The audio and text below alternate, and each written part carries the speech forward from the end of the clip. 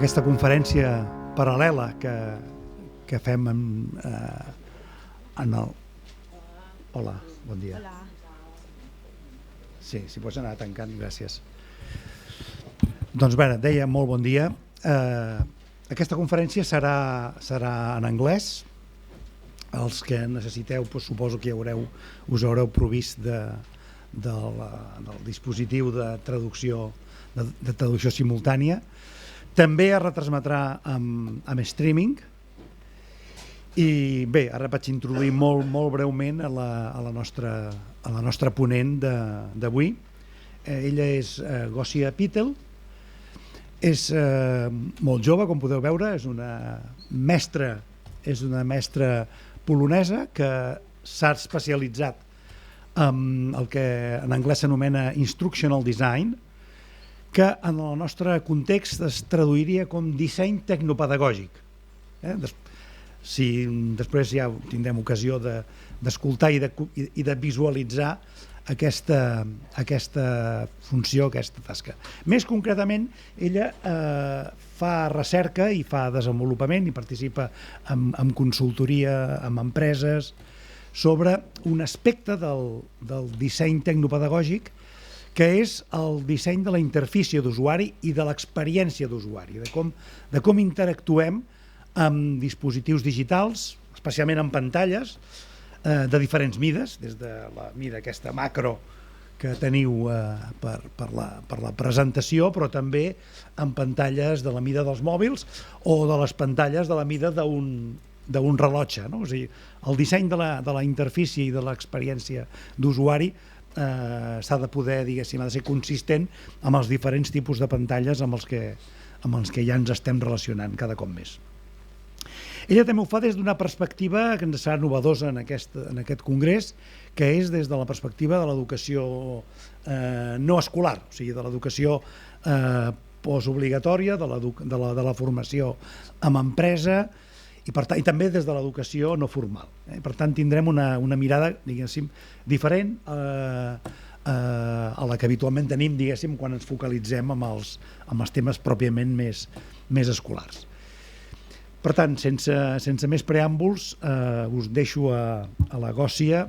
Després tindrem, espero, marge o temps per si hi ha preguntes, qüestions que hagin sorgit de la seva mirada, diguem-ne, diferent sobre el que és aprendre amb dispositius digitals i sobretot tenim molt present amb aquesta mirada d'aprenentatge al llarg de la vida, que és el que ja ho ha dit abans a l'obertura del Congrés el conseller, amb aquesta mirada de que contínuament hem d'estar formant-nos. Doncs bé, endavant. Gracias, moltes gràcies. Gracias por el espectáculo. Espero es verdad, porque malauradamente no parlo catalán. Pero un poco español. Bienvenidos y gracias por tu ovación en mi presentación. Pero no tengo palabras de educación ni palabras de profesional, pero esta presentación es en inglés. Gracias. Thank you. Unfortunately, maybe someday I'll have all the vocabulary needed. Thank you so much for the introduction. Again, I hope it was all true. If you do have any questions for me, it doesn't matter if you want to stop the presentation or if we're going to wait for the end of the presentation. If you do want to shout, feel free. This is a safe space. So I'm also here to hear your perspective and learn from you if you have any other experiences that you would like to share with me as well. Okay, so in addition to what Jordi said, I think for me it's always important to mention that I also traveled between countries and I lived in 3 different countries, and I think that adds to a perspective. And I think what my experience here is that you also have multiple perspectives on education, cultural and language-wise as well. So I think that's good to kind of get what works from one perspective and from the other and kind of compare them together and see our experiences from different points of view. I do advocate creative solutions, and you will see some in my presentation as well. And if you are interested in more software that you can use, you can also approach me during the conference, and we can chat about that as well, because I'll give you some pointers as well. All right. So the title, a little bit clickbaity, why e-learning is not the future of education. Before we get into details, I do want to point out that I do not have access to. So this presentation is based sort of on middle ground. I do not have access to people from extremely rich positions or extremely poor positions, unfortunately. So obviously there will be some differences between families who can afford laptops and families they have, say, 8 kids and only 1 laptop.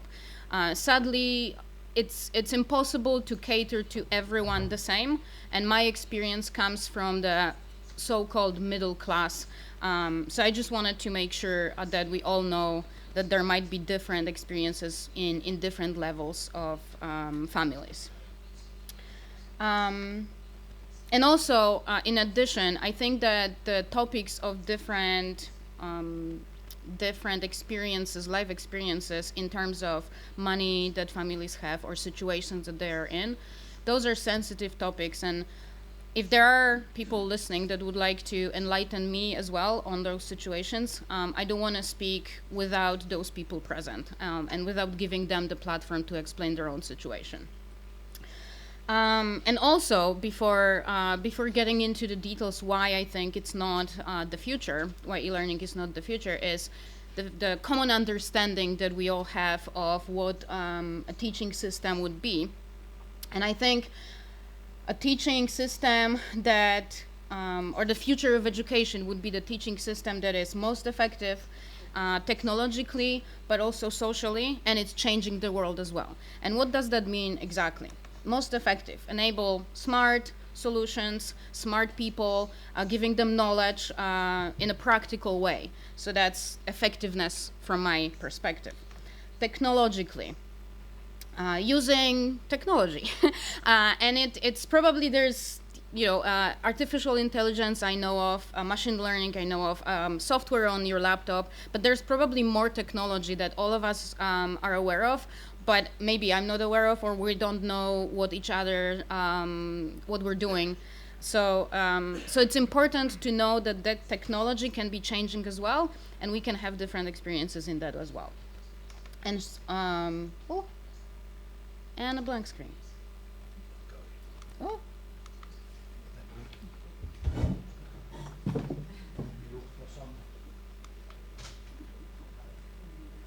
So during technical difficulties, it happens. It happens. Hopefully the presentation is there. But yeah, so generally, we all now are on the same page for the definition of the future of education. Just so we know what we're talking about. And for that project, I actually reached out to teachers, mostly from primary schools in Poland and secondary schools in Poland. And I actually did some research because I also dabble in user experience research, and so I prepared questionnaires, and I came to them to ask certain questions of how they see the future of education, on what is their approach to that, and what are the reasons that they have for the future of education. And I also talked to the students as well, a very small group of a few students from different schools. And I also got their perspective. So I looked at that so I looked at the reasons that they had, and I put them together, and this presentation will show what the understanding behind the reasons of the future of education is, and why I think that understanding not necessarily is true, and how we can change it and reform it so we can make it true in the future. All right, let's see. Let's take a look at that. I'm inspired. Thank you so much. Apologies for the technical difficulties. I don't know if for streaming we couldn't put any music for you, but maybe for the people on the streaming. Yes, it's one of the. This was one of the situations that kind of shows why it's a little bit unstable as well. But thank you for your patience. We're back to business. Okay, so I explained the definition so we can all understand it and we can all have the same understanding of what we're talking about. And why question that I asked, that I mentioned before the break, was I asked a couple of questions, a couple of teachers why they think that e-learning is the future of education, and it started with the pandemic, because during the pandemic, not only schools, but also businesses, every business wanted to change from working in the office to working online and using online resources. And the problem that I started noticing was that suddenly the change must have been so quick that when the technical department of companies or technical departments of some universities managed to do a little bit of a job on changing to online very quickly, people looked at it from the perspective of e-learning is fast. You need 2 weeks to move people from the office to online spaces. They kind of looked at it, oh, everyone can access it. And they have some ideas towards e-learning that I wasn't too sure about the future of those ideas and the future of e-learning as the one stop for all and a solution for education for the future. Those were the reasons that I collected from teachers and as well from students that I talked to. The reasons that they gave for why they think e-learning is the future of education. Not all of them, but the ones that were more important. And I want to take and go reason per reason and explain why, what is the misconception behind that reason, why people think this is a good thing, but also explain how we can reverse it and actually make it a good thing. From also not only educational perspective and like looking from the perspective of using educational tools and theories and looking at it from that way, but also looking at it from the perspective of the students sometimes in moments that we can, because obviously we cannot do everything. All right, so first reason that it's cheaper. And I think that with the reason that it's cheaper, this one is to be decided by either the university, it has to be decided by the school, it has to be decided by the family. So this reason, just as cheaper punto, is not a reason at all, because again, we can have a family that has 8 kids, but only 1 laptop. So is that a good reason for the future of education? Because for those families, it's not, it's actually a drawback, because now they have to share 1 computer. So for me, that is a reason we can scratch, and we shouldn't take this into consideration to make it a future of education, unless we can provide that equipment and everything that you need to pay money for to make it accessible for everyone. If we can provide that, then of course, then it's cheaper. But then it's a different story, a different presentation probably as well in the future. The second one, that it's easier to conduct classes. Easier from the first notion was that it's easier from the perspective of, oh, I'm sitting at home wearing my my shorts and only the shirt, and it's easier in that perspective. And from the perspective of the students, for some it was easier as well, because they didn't have to commute to the location. However, the easiness doesn't really come, the easiness of e-learning or education approach as it is. It doesn't really come from the place that we're learning. Obviously, we can make the place more conducive to learning, and we can make it more comfy. And Isaac talked about space yesterday on his presentation, and that's very good reasons. However, if we don't keep the necessities within, it doesn't matter if you commute, it doesn't matter if you study in the library. So here, to reverse it and make it our friend, the reason that it's easier to conduct, I think we need to look at the ARCS model. To those of you who are not aware, the ARCS model looks at 4 distinct features of how to create programs, how to create lessons. You can also use it to create a workshop as well. And without that, to me, then it's not easier to conduct. So to make it easier, actually, we need to focus on attention. So, and this one speaks to conditions especially. We need to make sure that everyone has conditions for learning. And again, for some, learning from home might not be this condition conducive for learning. So we need to take into account the conditions in general. Obviously, we have a class or we have a group of students, so it's not so easy to manage. But keeping in mind that the conditions need to be comfortable for them, we need to kind of think about that. And in e-learning and during pandemic, that could have been done by asking students if they actually are in a good environment, if they close the door to their room, if they talk to their siblings not to disturb them, or anything like that. But without that, I think just saying that it's easier to conduct doesn't really make sense. So it's attention. Relevance. So any project, any class, any exercise should be relevant to the students. So again, easier to conduct in a way that I'm giving you some task via Microsoft Tasks or via Zoom. Even if it's not, if it's not relevant, it doesn't matter if it's easier to conduct and if it's easier by sending an email. It just doesn't matter. It still needs to be relevant. Confidence. We need to make sure that students do feel confident that they can actually complete the task.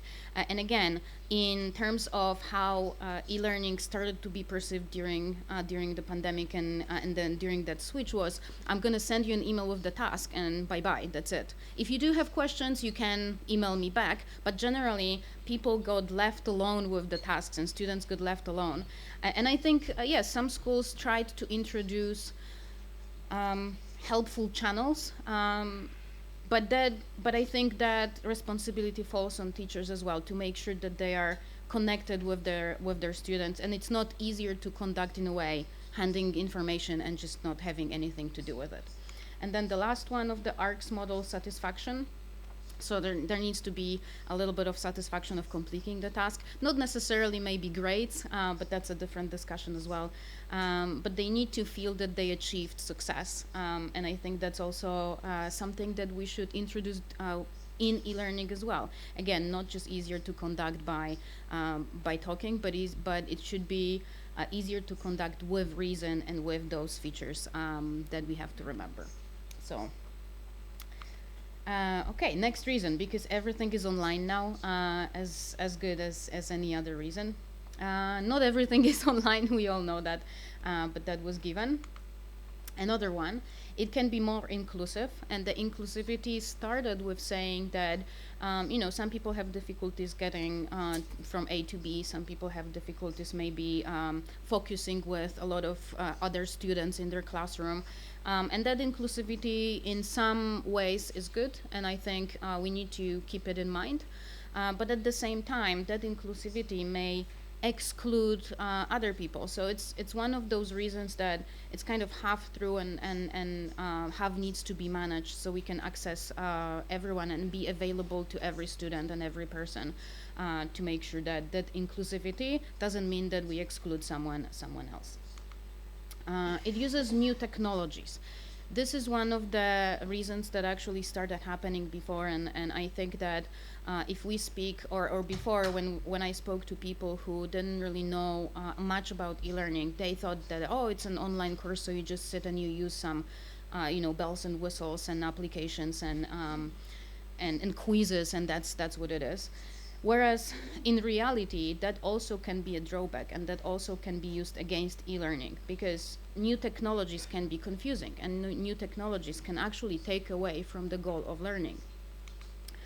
And this is a division proposed, and I understand that right now it's not that the division is not so clear and it's not so easy, and there are questions about this, but in general it kind of helps to imagine going to students, and depending if we teach kids or if we teach adults, kind of coming in with the understanding of maybe different approaches. Again, it doesn't matter that if someone is young, they know how to use technology, like it still all depends on us. But it's good to know that there is a division between the old generations that actually needed to learn how to use technology, and the generation that learned how to use technology before they learned something else. And I think that understanding of the division also helps to plan classes and to plan what technologies you're going to use. So, for example, if you're planning for kids and you know that they're playing a video game, a particular video game, you can think about taking some instructions, some models from that video game and trying to plug them into your classes. But that won't work if you're teaching a senior class, because they're not that well versed in video games. So I think that division, even though there are questions and I can see them happening, I think that division is something that it's good to keep that in mind. Also in terms of putting too much text or asking people to use books from libraries and do their own research. Again, it will be different for people who grew up with technologies and their first instinct is to Google. And it will be different for people who, read newspapers and liked longer text because they could get more information from that longer text. So I think that's one of the reasons when we can switch it on our side again. But just saying that using new technologies is the future because they're in e-learning, I think that's untrue.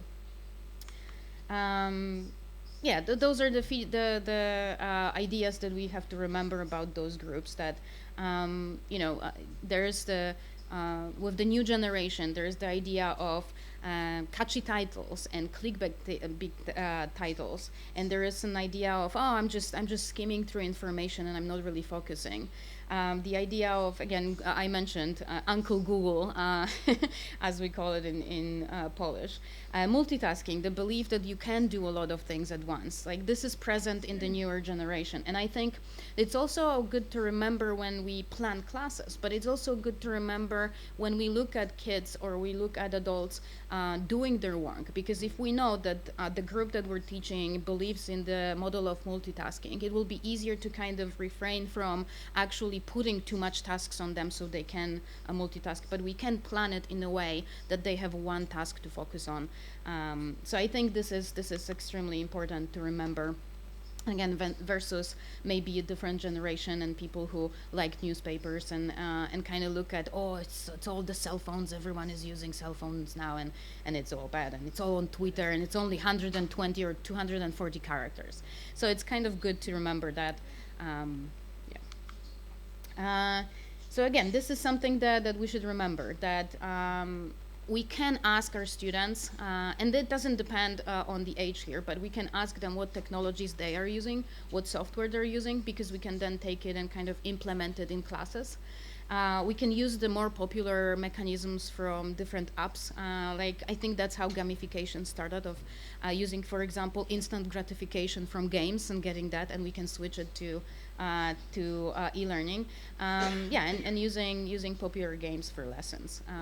So if we remember about that, then the technology becomes our friend. But just saying that it's easier, I don't believe in it. It uses current channels for learning, which is basically using Slack or using Microsoft Teams or anything else, or Facebook for creating channels of communication, but also changing them into channels of passing knowledge, which can be a trap as well, because obviously people use the channels differently, and there are notions now that you have to read the information instantly, because on the other side of the channel people are getting angry that they send you a text message and you haven't read it. So all of that needs to be managed in terms of the current channels. So again, choosing the right environment and not just focusing on what is widely available just because it is. And this is for the channels. There's a lot of division of what we can use. Some of that is news to me as well. But when I was doing research for that, my own knowledge of different ways of doing e-learning expanded. And I think that's the beauty of e-learning on the plus side, that we can mix and match what is there, and also mix and match it with current situation to turn it to our advantage. And I think that's beautiful. So again, using videos, using that also consciously. So that coming back to the previous point, not just taking it, putting it in, but using it consciously in planning lessons. Then it's going to be the future. More engaging, kind of links with the new technologies as well, because generally the notion is, especially within people who don't really do a lot of e-learning or online classes, that if you put a lot of quizzes, there is some points, a leaderboard, and you put a lot of those new stuff and new information into the material, then it makes it more engaging. Which again, we know it's not true. It depends who we're directing the classes to, and whether it's age-wise, whether it's different. Because so we need to remember and refrain from just thinking that it's more engaging because we can put everything in there. We need to remember that we don't have to use everything to make it engaging, and sometimes even less is more.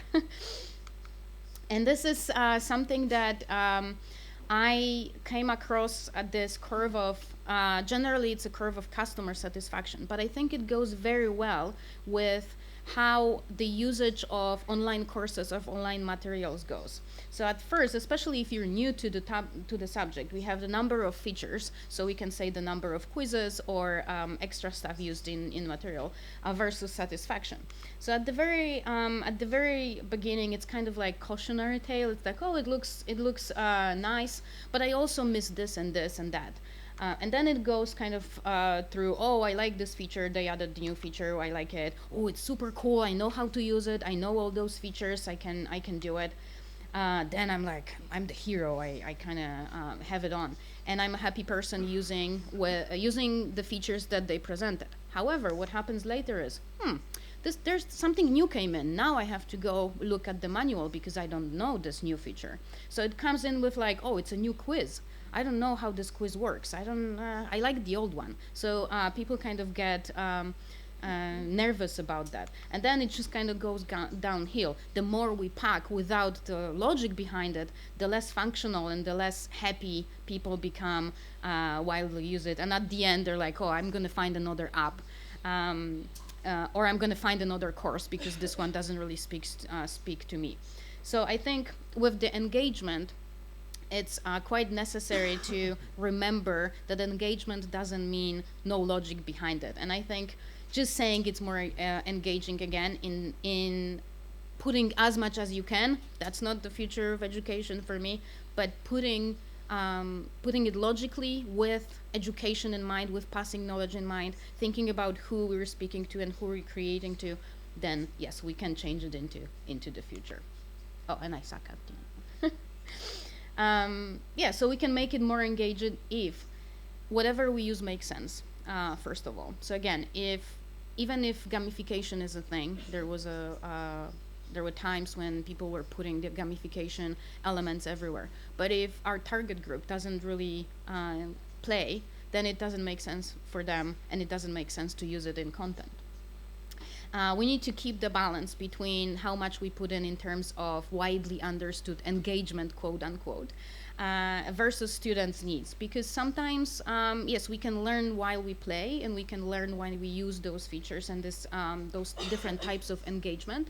But also sometimes it can be a little bit too much, and there needs to be time to reflect, and there needs to be time to focus on the task and focus on the objectives and the learning that is happening, not only focus on getting the badge or getting points. So we need to remember about that. And again, planning according to pedagogical theories is important as well. So again, it depends what we're trying to achieve with our students. But yes, it's essential. Some of the engagement elements that are quite popular, and I do stand behind them as well. So using Kahoot can be good and engaging because it's quite quick. You can engage your audience as well for a very short amount of time, and it kind of serves like a break as well. We can use Mentimeter, which is trying to do surveys with audiences, and you can also implement it during class. And again, comes back to using technologies in terms of everyone has a cell phone, because then we can use that cell phone during class with kids. You can use it and actually show the kids that it doesn't have to be just for consuming material, watching YouTube, but you can also use it during the class for some educational elements. So I think that also adds up to kind of letting people know that that everything has two sides. In e-learning specifically, using, again, quizzes and crosswords and word games or anything like that, with Sense, you can use EduCandy. That's a very good free app, and you can put, or it's a free engine that you can implement into your courses. You can also use it, I think you can implement it to like a Word document in a way. I haven't checked it myself, but I think it's a good option to see what game speaks to the content that you're trying to pass and the knowledge that you're trying to pass, and use that. Flipit is another version that you can use for different and engaging quizzes and tasks with Sense. And one that I really like, this is software that enables online discussion. And it's sort of based on the idea of like a debate club, if you know. So there are two stories and then debate with each other. So if you have to move it to online, I really like it. It kind of has the ability to create different threads and follow the different ideas that are created during those discussions online. So it's not only a forum when you have to answer to one thread only and then everyone gets lost. This one kind of creates like a network of ideas, and then you can export it and you can use it during your class and you can refer to it, and I think it's brilliant. There's obviously there's more, but those are my favorites. So if we can use them with Sense, and it will be the future. Another reason it speaks to the young, that was definitely given by the teachers, because everything is online, and like you're using YouTube to learn as well, to teach I guess as well, but to learn, which can be a misconception. So it's good to remember that, again, target group is what we're planning for. It's not necessarily the age group. Yes, we have to remember the nomads, and we have to be aware that people perceive technology differently, but it doesn't necessarily mean that you can plan it just because, like, for example, you have kids and you know what they do. It doesn't mean that it's going to work for the entire class. So I think just the idea of looking at people using cell phone, it doesn't really say that it's the future of education. And this is something that I think can change not only this particular question of speaking to the young, in terms of changing mindsets, because speaks to the young means that we accept the fact that using cell phone is the future. We accept the fact that you're using YouTube. We accept the fact that you're spending so much time on your Nintendo. But focusing on making sure that we switch the point of view from this is not your only source of information. There's so much more, and look at what you're using. Look at it from the perspective of it's going to change you and it's going to help you evolve. I think introducing that in classes and introducing that in workshops kind of switches the mindset and can help also students, especially the young as in the reason. It can help change the perspective from, again, just picking up the cell phone to look at TikToks, to picking up the cell phone to use YouTube, but search for particular information, or search for tutorials that they're trying to do. There's so much knowledge available, but we're kind of, especially if there is a generation gap, and even it happens to me as well with my 9-year-old nephew. When I see him using his Nintendo, I immediately think that he's wasting time. But I can also approach it from a different perspective. Try to kind of instill like, oh, what? Like, I heard that you like this and this. I heard you like spiders. Let's look for something about spiders. And using that particular piece of technology can help you change that mindset from the fixed one, meaning that, oh, you only sit on your laptop and you don't do anything. You're not going to go very far. You don't have talent for this or that. Changing it into, you know, maybe you don't know now, but you can use your cell phone and you can use your computer to find out. And if you don't do it, you're going to be stuck in one place. So I think there's no speaking to the young as the reason that the teachers gave me. It's more speaking to the mindset and using that as changing the mindset so you can speak to everyone, not necessarily to the young just because we think that it's how they think. And I do recommend the book by Carol Dweck, Mindset, Changing the Way You Think to Fulfill Your Potential. There's a lot of experiments described in that book that she did over a course of a couple years to prove that there is a difference when you look at skills, for example, as a fixed thing, that, oh, you have talent for drawing or you don't have talent for drawing, versus looking at skills as maybe you won't be the best, but you can definitely progress. So I do recommend it greatly. Okay. Another reason you can choose your courses, and yes, personalization is a big issue. Especially recently, the topic of chunking is also important, and I think that personalization speaks if it's done logically, because I also came across courses that were very small chunks, but they were not connected with each other. So even if you wanted to use the personalized path, every information was kind of standalone. And yes, it was put into one structure, but it wasn't a logical structure. So that personalization also can be a course, because you can use it in the wrong reasons. We are here as teachers and educators, and also in the online community, we're here to help, also help people find information and kind of pave the way for where they want to go. So I think that personalization also, if you just, you know, give someone a bunch of courses and tell them, oh, choose whatever you want, I don't think that's the future. But if we help them, if we ask them, what exactly do you want to achieve? Maybe I can prepare a path for you. Then that can be the future. Chunk the content if possible, but make it logical. Micro-learning is also a good topic. But again, micro-learning versus chunking. A lot of micro-learning becomes chunking. But in micro-learning, you need to keep that logicality between small courses, and you need to make sure that every single piece of information makes sense, but it's also related to the big picture.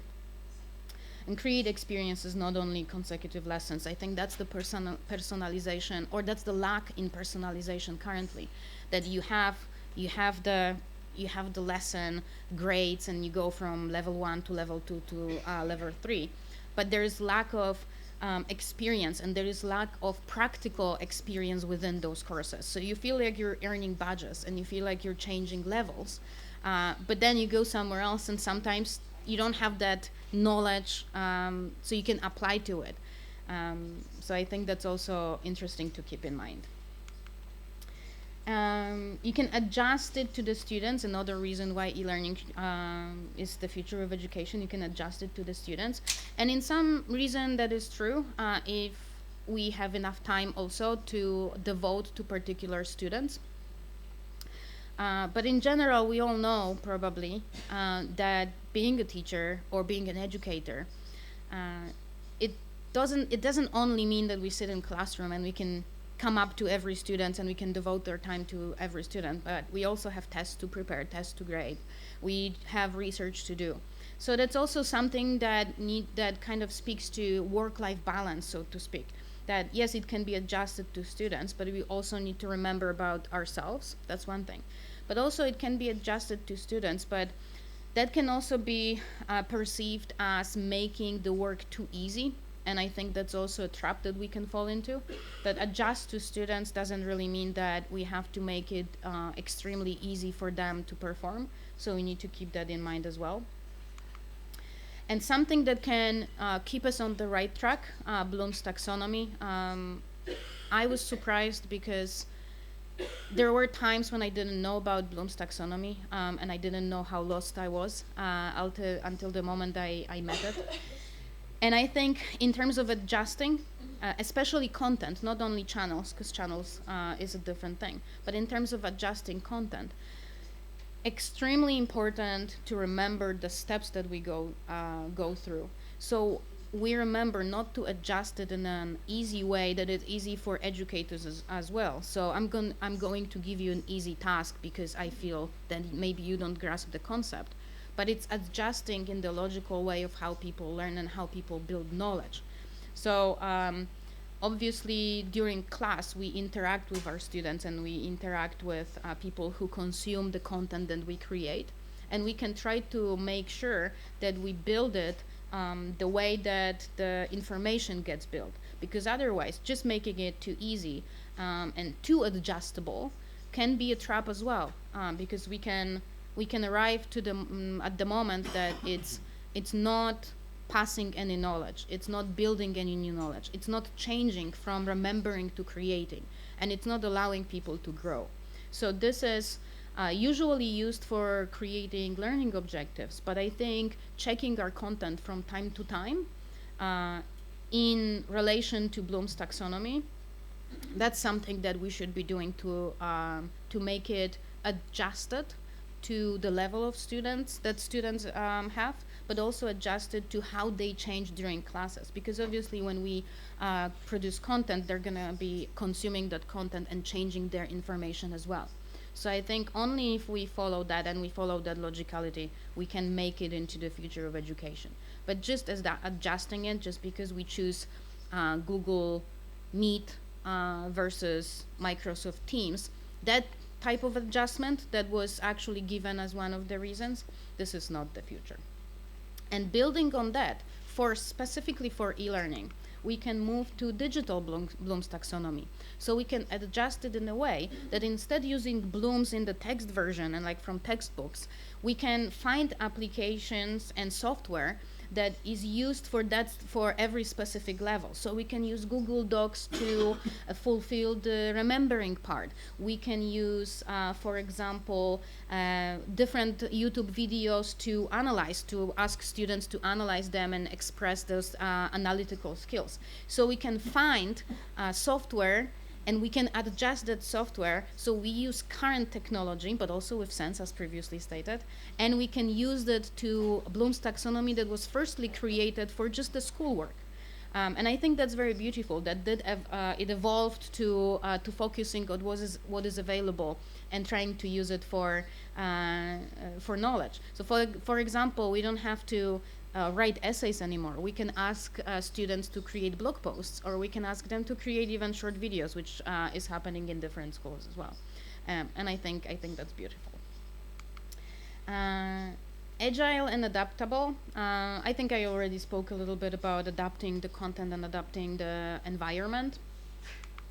And you can study everywhere, which also can be a trap, because just the fact that you did a lesson from the course doesn't really mean that you have the content. So I think that's also good to keep in mind, that if we know how people consume our content, we can use all the strategies that I mentioned and more to create the content in a way that will be consumed in the best way by our target audience.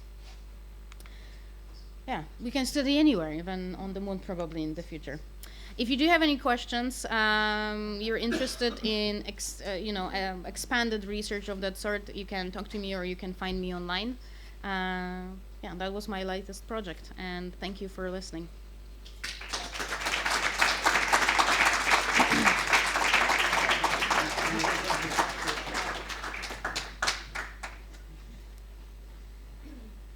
Thank you very much. Thank you.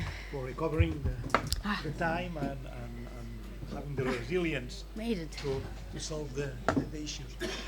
Tenim 5 minuts per si... Preguntes? Si hi ha alguna reacció, qüestió candent que vulgueu comentar. No preguntes. No preguntes? No hi ha... Nunca. Well, hopefully it gave you some ideas to how you produce content, and I think ultimately it doesn't really matter if you do it for kids at school, if you have workshops at your workplace, which is where I predominantly work currently, or it doesn't matter if it's university students. I think those strategies can also work with homeschooling with your own kids, so I think that's a great array of tools. Hopefully it will be helpful. Thank you so much for your time.